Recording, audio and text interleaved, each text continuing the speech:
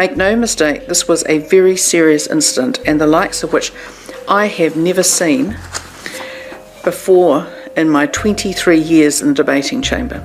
We cannot bring this House into disrepute by ignoring those rules.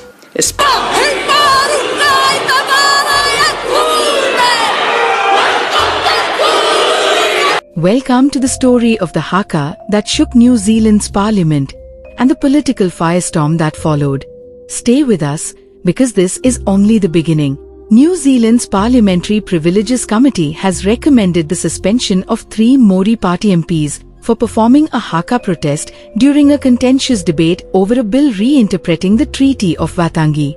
The MPs, Debbie Nagrewa-Packer and Ravari Waititi, recommended 21-day suspension and Hanaravhiti Maipi-Clarke recommended 7-day suspension, opposed the bill, calling it colonial, and staged the haka during a vote. While haka and vayata songs are permitted in Parliament with prior approval, the committee ruled the unsanctioned protest breached parliamentary rules. The MPs defended their actions, stating the haka was a legitimate expression of Māori resistance and cultural solidarity. The incident highlights ongoing tensions over Indigenous rights and treaty interpretations in New Zealand's political discourse. The streets of Wellington were on fire, not with flames, but with fury. On 19 November 2024, one of the largest protests in New Zealand's history erupted as over 42,000 Maori and allies descended on Parliament, chanting, stomping, and waving the red, white, and black Maori flag. The air vibrated with the thunderous rhythm of haka, the ancestral war dance meant to strike fear into enemies. But this time, the enemy wasn't a rival tribe, it was their own government. At the heart of the storm? The Treaty Principles Bill, a controversial proposal by David Seymour, leader of the Libertarian Act Party. Critics called it a direct attack on Maori rights, an attempt to reinterpret or even erase the Treaty of Waitangi, the sacred 1840 agreement between Maori chiefs and the British Crown. For decades, this treaty had been the backbone of Maori land rights, political representation, and cultural preservation. Now, it was under siege. But the protest wasn't just about politics. It was about survival. Maori men, bare-chested and draped in feathered cloaks, led the charge. Women with intricate moko facial tattoos stood shoulder to shoulder with children, all chanting in unison. Some carried the yaha, traditional wooden weapons, not for violence, but as a symbol of defiance. The message was clear: we will not be silenced. If this story moved you, shocked you, or fired you up, make sure you hit that like button. Don't forget to subscribe to Mr. Darkman TV and turn on notifications so you're always one step ahead with the stories the world tries to bury. What if I told you that right now, as we speak, a revolution is shaking the very foundations of New Zealand? Tens of thousands flooding the streets, ancient war chants shaking the air, and a political storm threatening to tear a nation apart. This isn't just a protest, it's a cultural earthquake. Welcome to MR Dark Man TV, where the truth is darker than fiction. I'm your host, Zanab Sabir, and today, we're diving into the sizzling, high-stakes battle over the Treaty of Waitangi, a fight that could change New Zealand forever. Kia ora, viewers. Welcome to Mr. Darkman TV, the channel where secrets are uncovered, the truth speaks louder than fear, and where our voice never trembles in the face of power. I'm your host, Zanab Sabir, and today, we take you deep inside a story shaking the foundations of one of the world's most progressive democracies. This isn't just another day in Parliament. This is a saga of heritage, resistance, and thunderous tradition.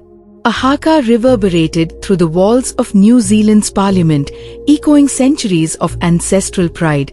And in return, those voices were silenced with unprecedented suspensions. But what really happened on that fateful day in Wellington? Who are the Māori warriors standing tall against political tides? And what secrets lie beneath the Treaty Principles Bill that has sparked nationwide uproar? This isn't just a protest story. It's a war cry echoing through generations. But before we dive into the full fury of this sizzling tale, don't forget to hit that like button, tap subscribe, and ring the bell icon so you never miss another thrilling story from Mr. Darkman TV. Trust me, you do not want to miss what we are about to uncover.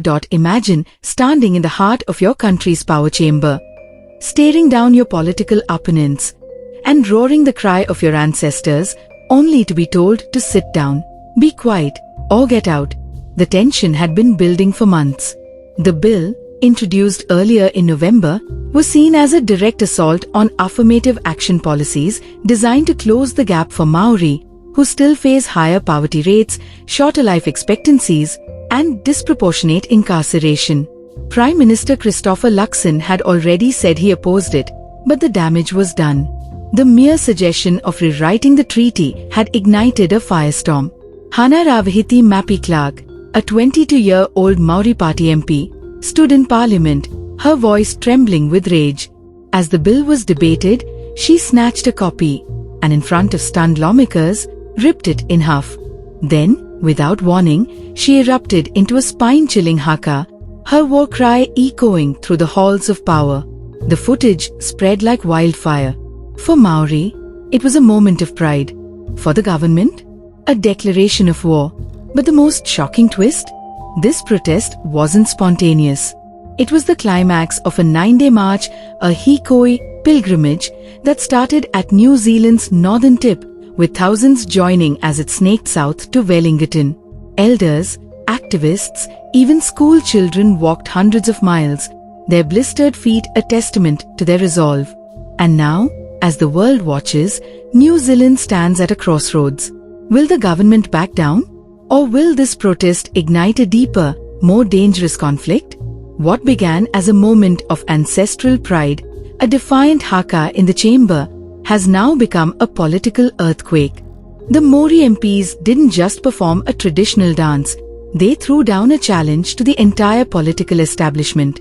As suspensions fall like political guillotines, and as protests swell in the streets, New Zealand stands at a crossroads between its colonial past and its multicultural future. And the haka still echoes. This is Zanab Sabir signing off, reminding you, truth is power, and power belongs to the people. Kia kaha, stay strong, and we'll see you in the next explosive episode. Imagine this, 42,000 people marching, not for money, not for power, but for their very identity. A government bill threatens to erase decades of Maori rights, and the response? A firestorm of resistance. But here's the twist, this protest isn't just about laws. It's about blood, legacy, and a 184-year-old promise that's about to be broken. And when a young Maori MP stood in Parliament, ripped the bill in half, and roared a war chant, history was made. But the real question is, what happens next? Public address loudspeaker like and subscribe alert. Before we uncover the explosive truth, smash that like button and subscribe right now. This story is unfolding live, and you won't want to miss a single twist. Hit the bell icon so you're the first to know when the next bombshell drops. Zanab Sabir, what we are witnessing isn't just a protest, it's a reckoning. A nation forced to confront its past, its promises, and its future. Will New Zealand listen? Or will the flames of resistance grow even hotter? One thing's for sure, this story is far from over. If you're as gripped by this as I am, drop a comment below. What do you think happens next? And don't forget to like, subscribe, and hit that notification bell. Because here at MR Darkman TV, the truth is always darker than fiction. Until next time, stay curious and stay awake.